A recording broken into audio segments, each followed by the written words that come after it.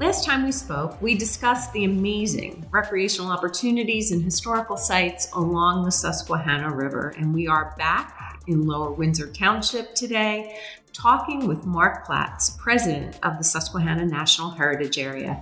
Picking up on our conversation with Kristen's Corner, a podcast by your state senator, Kristen Phillips-Hill. If you want to check out our last conversation, please visit senatorkristen.com/podcast. So Mark, you and your team showed me, along with several of my legislative colleagues, areas along the Susquehanna River that we enjoy from a recreational perspective, where significant investment to preserve this region's history has gone, and adjacent prime, pristine, and preserved farmland surrounds it. Several months ago, the Philadelphia Inquirer broke the story about some developers from Berks County seeking to take private property and preserve property, 1,000 acres.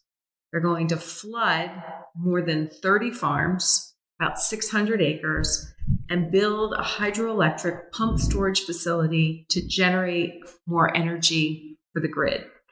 So give us a broad overview of this project. Thank you, Senator. I appreciate you having me here to talk about this, and I appreciate your joining the cause to try to stop this from happening. Because for many groups, this is deja vu.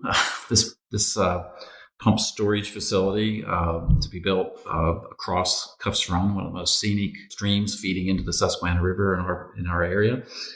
This is the fourth time in the last 50 years it's been proposed. So the poor folks that live down there and have to constantly every decade or so fight this, it's been really difficult. Our organization's been around for 20 years. So it's the second time we've been involved in the issue. But the plan is for some investors from the Reading area to get a preliminary application approved by the Federal Energy Regulatory Commission that would allow them exclusive right to perform the studies and proceed with a project that, as you said, will take 1,000 acres of currently wooded land and farmland and people's homes and farms, and replace it with a large 600-acre man-made reservoir that would, be fenced off from wildlife and people to create a pump storage facility. And it would be built on top of the river hills below the long level area of the river in Chanceford Township. And the immensity of this project is what's kind of overwhelming to those of us that focus on the river a lot and really share the river and its scenic resources with people in the history of this region, because it's like a 2-mile long dam built on top of the hill across Cuffs Run and around all this farmland. Huge dike structures in the river itself, pumping facilities on the riverfront, power stations and switching stations up on top of the hill, a 3-mile transmission line to down to Safe Harbor Dam, a new road built along the river where there are none now. It's really introducing an industrial scale level of construction in an area that a lot of folks at the state level, the national level, local level, public, private, have focused on saving and preserving for farm production and outdoor space for 20, 30 years or more. A project like this coming into an area that there's been so much investment in making a wonderful heritage and outdoor tourism destination, really a national park in our own backyard, to insert this kind of project now in this area is really just a bad idea. Yeah, and I completely agree with you. It's interesting to know Pennsylvania is already the nation's leading electricity exporter by a long shot. Independent Fiscal Office does a report annually that talks about how much energy is being generated in Pennsylvania, and the PJM grid states we produce 81% more energy in Pennsylvania than we consume. Additionally, when you look at the significant energy generation, Southern New York County really does more than its fair share in terms of contributing to electricity in the grid. We have a nuclear plant, we have 2 natural gas plants, we have the hydroelectric plant. You get into Southern Lancaster County, they have additional resources as well. But much of this proposed energy project is in Chanceford Township, and it would be like a battery almost. It would be stored for times when electricity is needed on the grid. So it's going to be pump the water into this facility, hold it, and then release it to generate the energy when they need it. And what's interesting to note, I think, is when I've read about this, is that it takes more energy to pump the water into the reservoir than is generated when that water is released. And we know that Maryland and the DC area cannot generate enough of its own power. So they turn to us to come up with solutions. And as you noted, it's not the first time that this project has been proposed here, correct? Yes, this has been going on for 50 years. So 50 years. Latest, like, what the last time it was 2011, proposed? I think, was the last time, and then the 90s, and then the 70s. So since I was a kid, this has come up every so often.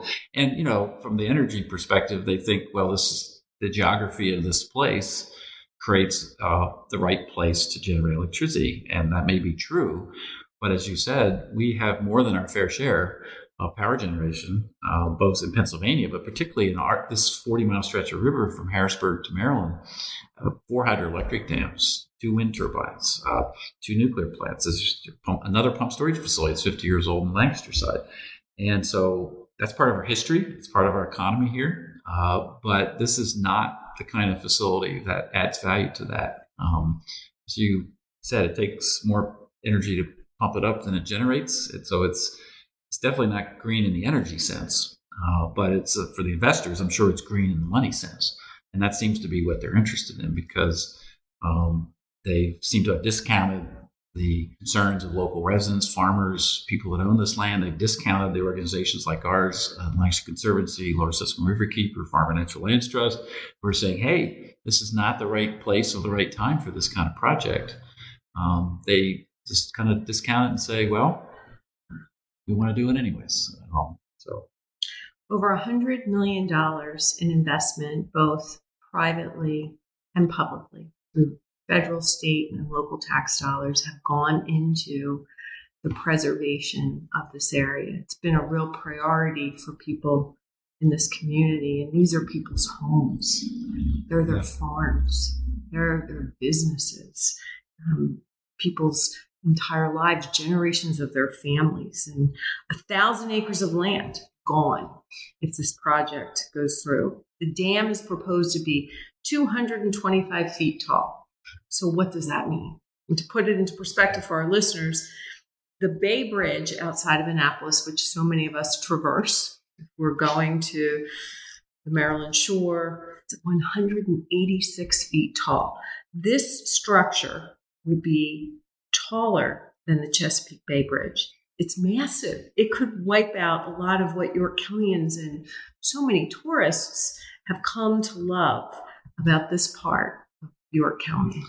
Yes, it would definitely be a huge setback for all the efforts that have happened here. I mean, what's amazing is, 20, 30 years ago, local folks, state folks, national folks came together and said, this is a unique, special place.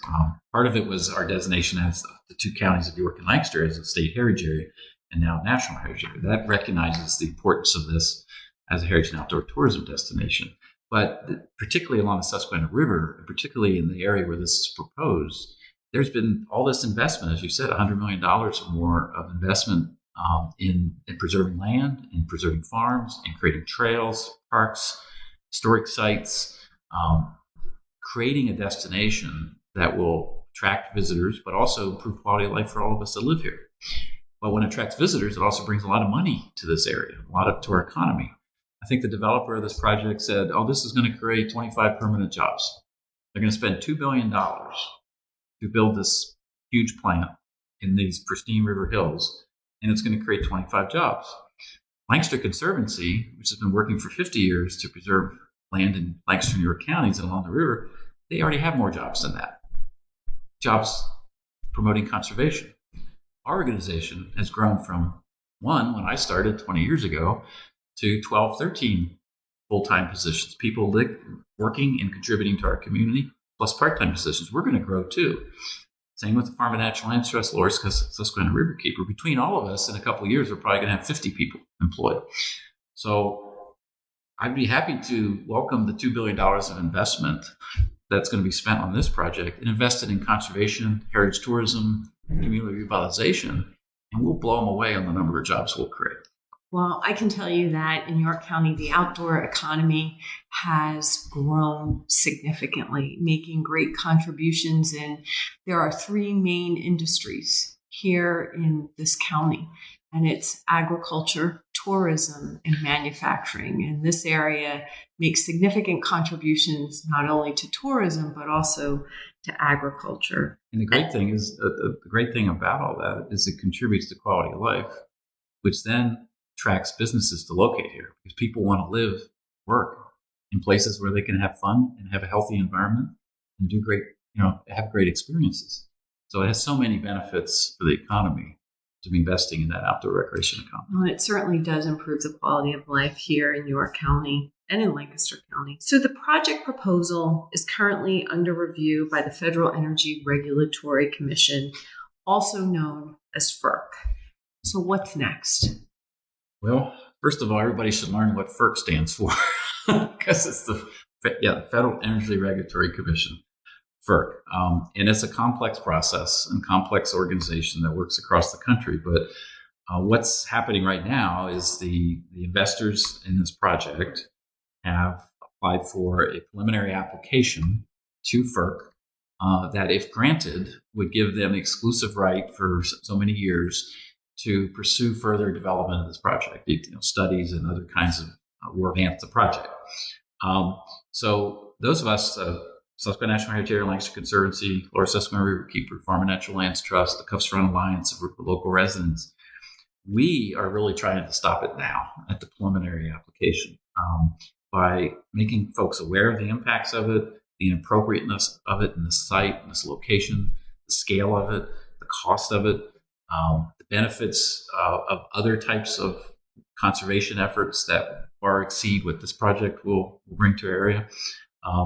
And so we're trying to make sure people know about it and weigh in now during the preliminary application process. We've already seen that it's had an impact. The Federal Energy Regulatory Commission did not give a rubber stamp right away to this and say, you've got a preliminary application. They started asking a lot of questions. And they've asked the questions of the developer of the project, who has provided some answers. They've said that the current generator of power, Brookfield Energy on Safe Harbor Dam, needs to say it's okay, and they haven't done that yet. So people can weigh in now and try to stop it. If it goes through this part of the process, then it's going to become a multi-year effort to stop it along the way. In the past, it has stopped at this level. There was enough community concern and outcry about the project and enough support from our local elected officials and business community to say this is not right for us. That actually did stop at this stage. And we're hoping that can happen again. Best way for folks to weigh in right now is send your own letter to the developers of the project, but also then sign up for additional information as it comes out from the groups that are trying to oppose it. So Lancaster County Conservancy, it's lancasterconservancy.org. They've taken lead in sort of coordinating this coalition of organizations. Go to their website under their Conservancy news page. You'll see a way right there where you can submit opposition to it to the developers. And you can also sign up for receiving additional newsletters and information as the project progresses. Lower Susquehanna Riverkeeper has information. We are posting on our Facebook page, basically linking people to those pages. So I think LancasterConservancy.org site and their Conservancy news site is probably the best way for people to engage. And then once you do that, you can get access. There's ways to submit things directly to FERC. It's a little complicated because it's an immense federal bureaucracy, but if you figure it out, you can actually get your letter and submit it into the public record. And that's another way people can help. But I think generally telling everybody what's happening and raising concern. We got folks that apparently live outside of Reading that I'm sure if this was going to be built and flood their homes, they wouldn't be too happy about it. But here they say it's an inconvenience. think that's really not a great commentary about their motives. I agree. And I also agree with your assessment that now is the time. And don't let this get too far down the path. So if you are listening and you have concerns as well, please visit the site that Mark just told you about. It is the LancasterConservancy.org. Go to their news page and you can get more information about how your voice can be heard on this issue. I know I've weighed in, so many of our neighbors have weighed in, and you can also weigh in and make an impact. Make your voice heard about your community and our beautiful Susquehanna River. Mark, I want to thank you again for joining us on today's podcast. And one last time for our listeners, where can they find you and all of the great things that you and your team are doing at the Susquehanna National Heritage Area? You can go to Facebook and search for Susquehanna National Heritage Area, and that'll get you to our current, updates and things going on. The main way is to go to our website, susqnha.org, susqnha.org, and that'll share information there on our boat tours and our visitor centers and our other programs going on. So much to do right here on our river. Thank you. Today's guest was Mark Platts. He is the president of the Susquehanna National Heritage Area. And if you have any questions about today's episode or want to sign up for state-related updates on happenings around southern York County and at our state capitol, please visit my website at senatorkristen.com. Thank you again for tuning in. This is Kristen Phillips-Hill signing off, and we will talk to you again soon.